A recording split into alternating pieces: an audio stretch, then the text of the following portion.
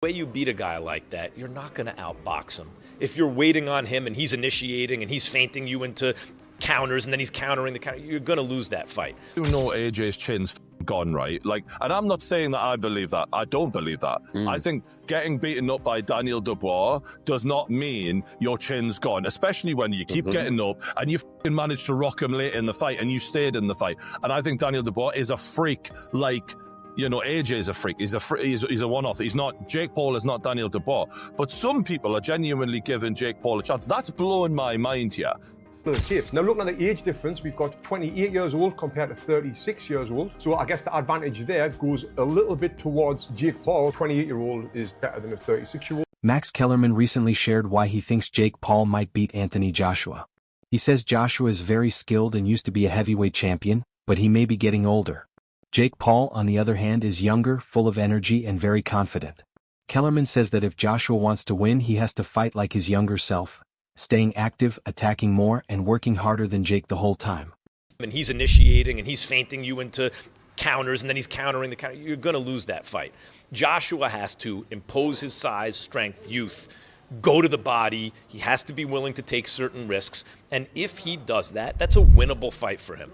Kellerman says Jake Paul actually has a real chance to win, even though many people think he's putting his life at risk by fighting a former heavyweight champion. He talked about how Jake's mindset has changed over the years. Jake has fought many times, faced different kinds of pressure, and learned how to stay calm when everyone is watching. Kellerman believes Jake won't be nervous at all in this fight because he's already been in many big moments. The analyst says Jake Paul is made for huge events and even does better when the pressure is high. He even said Jake has a 100% chance to win, not because he's certain to beat Joshua, but because Jake fully believes in his training, his skills, and his team. Some experts also think Joshua might lose. They say he's older now, slower, and doesn't have the same powerful style he had when he was younger and undefeated. To look at the experience that Jake has gained in the 5 years he's been in the sport. To be in your 12th or 13th fight in front of 80,000 people, at AT&T Stadium in front of 125 million viewers, that's not experience you can gain normally. So he's going to go into that event very calm and very composed. And I fully believe that he does 100% think he's going to beat Anthony Joshua, yes. What about the weight? Will there be a limit for Joshua? So there's a lot of discussion around the weight. Joshua fought Usyk twice. Both of those times, Usyk was 221 pounds. Joshua was 240 to 245. When Jake fought Mike Tyson last year, 227 pounds. I expect Jake will come in anywhere between 225 and 230, and Anthony Joshua has a weight limit of 245 pounds. There will be those, as you're aware, that will look at it and criticise this fight. There already have been, haven't there? They'll say it's a real mismatch. What would you say to them? Are we going to be watching sport at its purest? I would say it's much less of a mismatch than what you saw with AJ and Francis Ngannou, who a massive man, but relatively no boxing experience. I would say it's much less of a mismatch than AJ's 9th or 10th fight against guys who've been knocked out 20 to 25 times. Given AJ's pedigree, Jake is built for this. Jake is built for the big moments. So do I think it's dangerous for Jake Paul? Absolutely. Do I think it's also dangerous for Anthony Joshua? 100%. I mean, we're just watching some of these punches being thrown now. Can he take something like that, Jake Paul? Alexander Usyk took it, right? I think that was a perfect 1-2 combination by Joshua, again, on a fairly stationary fighter in Francis Ngannou, who had a good performance against Tyson Fury. But I don't think Tyson Fury took that fight serious for 1 second until he was knocked down. They say that even though Joshua used to dominate heavyweights, now he fights more carefully and gets hit more easily. Fans also point out that Jake Paul has improved a lot. He has more power, better stamina, and stronger basics than he did before. So to them, the age gap and how both fighters have been performing recently make this fight more exciting than most people thought. If it all goes incredibly well for Paul, he's not going to land on Joshua, is he? Joshua's going to be far too skilled in evading whatever Jake Paul could throw at him. Because I don't believe he's an evading fighter. I think he's one of those fighters that is extremely powerful to where a fighter is simply afraid. The problem is that all of the pressure's on Joshua at the moment. So Jake Paul, if he gets knocked out in 12 seconds, he should get knocked out. The problem is as soon as Joshua starts taking damage, all of a sudden he's thinking, the world is watching me, I'm a professional fighter, and I'm getting beat off a YouTuber. All of the pressure is in Joshua, and that's a lot that can weigh on a man. Just Jake Paul can't damage him, though. Like, people can damage him, though. He's went down. No, in a people lot of can. World People champions. can. Yeah. No, like, Alexander Usyk can. Daniel Dubois can. But these are supreme athletes. Jake, completely correct. Paul, Yes, there's a difference in someone who's been boxing their entire life versus a YouTuber. I completely understand that, but you can't deny that Jake Paul has power. I think it's one of his only attributes. I think he's a very poor boxer, but what he does have is a weird technique where you don't How do know we what know he's got power? How do we know he's got power? He's knocked people out. What Ben Askren and Tyron Tyron Woodley? Yeah. Tyron Woodley was Like, come arguably on. one of the best UFC fighters there's Come ever on, been. mate. Like, you No, can't... mate. I'm not suggesting that. I'm not suggesting that he's going to go in there and walk Joshua all over. But you can't deny that he has lights out power. It's just something I would deny that. I would deny that he has that kind of power. Yeah, in against an someone like amateur AJ. boxing ring, yeah, fine. But not against a two-time world champion we're talking about here. Again, I understand the contempt in what I'm saying, and I do see how it is completely stupid thinking a YouTuber could break Anthony Joshua. But the thing is that he's going to be training for this fight. Joshua has all of the world looking at him thinking you should walk him over. If it gets 2 rounds, 3 rounds inside, I think Joshua loses. Yeah. You think he gets beat? I mean, I think the pressure will get to him.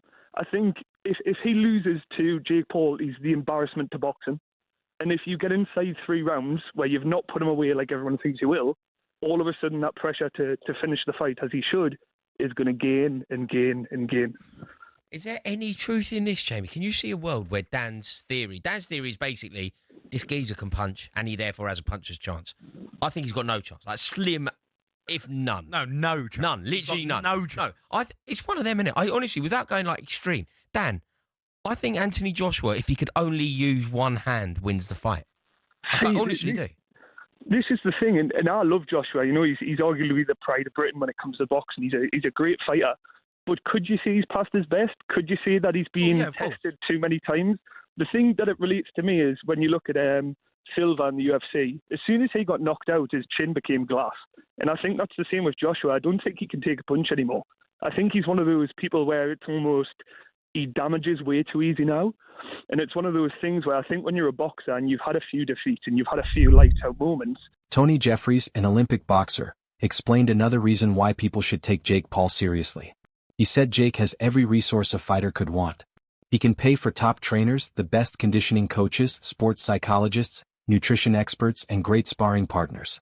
Because Jake has money, he can create the perfect training camp without skipping anything. Jeffries also said Jake knows this is the toughest fight of his career, so he will train harder than ever. Plus, Jake has youth on his side. Jeffries reminded everyone that in boxing, being young is a huge advantage because younger fighters recover faster, train harder, and usually come in stronger and more full of energy. Now looking at the age difference, we've got 28 years old compared to 36 years old. So I guess the advantage there goes a little bit towards Jake Paul. 28-year-old is better than a 36-year-old. But that being said, we've got talking about experience and everything else. What comes with being 36 years old at Anthony Joshua's level. And then like I mentioned, the heavyweights kind of seem to prime a little bit older. Now come down to the height and the weight. This is the big one. 6'1" versus 6'6". 200 pounds versus 252 pounds. We got a 252-pounder in Anthony Joshua. The reach advantage is a lot, which we would expect. Amateur fights, we can see that Jake's only had 1, where AJ's had 43, but 43 of them are including at the highest level, Olympic level. And yes, he won the Olympic bloody gold medal, if I don't need to remind you. Then the pro record, Jake Paul has had 13 fights, lost 1. AJ has had 28 fights and he's lost 4 with 25 KOs. And the one person that Jake Paul lost to was Tommy Fury. Now, can we compare Tommy Fury with Anthony Joshua? Not at all. It's like night and day. So now I'm going to talk about the rules of this fight, and I'll give you my prediction, which is going to shock a lot of people after this. So, what are the rules? The bout will take place at a heavyweight, obviously. It's going to be 8 3-minute rounds. You might think, well, that's better for Jake Paul, and I'm thinking, not really. It's better for Anthony Joshua because he's just going to go all out for them 8 3-minute rounds. And imagine that, Anthony Joshua blasting at you, 6'6", whatever he is, 250 pounds, throwing big bombs at you. Anyway, both fighters will be using 10-ounce gloves for the duration of the contest. Why have they got that? It says both fighters will be wearing 10-ounce gloves for the duration of the contest. What do you expect? Them to take them off halfway through and switch them to 12s? But I guess these days, anything happens in boxing, right? The boys will follow similar rules to Jake Paul and Mike Tyson in November, but that fight was 8 2-minute rounds and 14-ounce gloves. Not similar if it's smaller gloves and 2-minute rounds. Who wrote this for DAZN? It marks the first time Joshua will have contested less than 10 rounds since 2015. Many analysts talked about a different issue, not the fighters but boxing itself. They said the sport created this situation. Even though Joshua is a world champion and an Olympic gold medalist, the biggest payday of his career came from Jake Paul's offer. This means Jake brings more attention, more money, and more interest than many top real contenders. Experts say if Jake's offer is bigger than a normal heavyweight title fight, then the sport has changed and now allows these crossover fights. They also say you can't blame the fighters for choosing the biggest paycheck. Some people claim Joshua can't take punches anymore or that his chin is weak because of his past knockouts. But the analyst explained that losing to another heavyweight like Daniel doesn't mean Jake Paul will beat him. Joshua still has top-level skills, huge punching power, and years of experience. People are exaggerating his decline. If Joshua stays focused and disciplined, he still has a very strong chance to win the fight. First off, Jake Paul, and this is the real funny thing, he's giving Anthony Joshua, Jake Paul is giving Anthony Joshua, the heavyweight legend, right, in our lifetime, his career high payday. Jake Paul is a fucking A-side. Jake Paul is saying, you're going to be a 245 maximum, motherfucker. Like, Jake Paul's giving orders here. Jake Paul's first on the fucking headline. Like, that is also blowing my mind. Even Eddie Hearn said in an interview earlier this week, he's going to get more for this than he's going to get to fight Tyson Fury if the Fury fight happens. Like, and speaking of Tyson Fury, and this brings me on to you, Joey Knight. How the fuck has Tyson Fury let Jake Paul put the gloves on and get in there with Anthony Joshua before he did? How are you going to fucking look your mate in the eye? Fury probably had the offer, mate. He's not into the old circus shows. You know what I mean? He's not into that malarkey. Oh my God. He's probably fuming that his brother didn't get the fight, to be honest with you. Yeah. But listen, I don't know, man. Like, I look at this fight with Jake Paul and Anthony Joshua, and you constantly hear it. You heard it with Mayweather and McGregor, and you hear it with so many fights. Does it damage their legacy?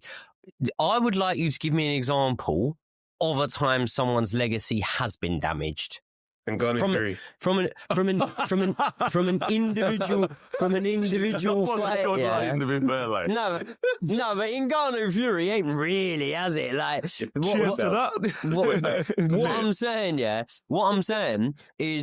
what I'm saying is, I think that having fights over a prolonged period of time, like Roy Jones Jr., that can damage your legacy.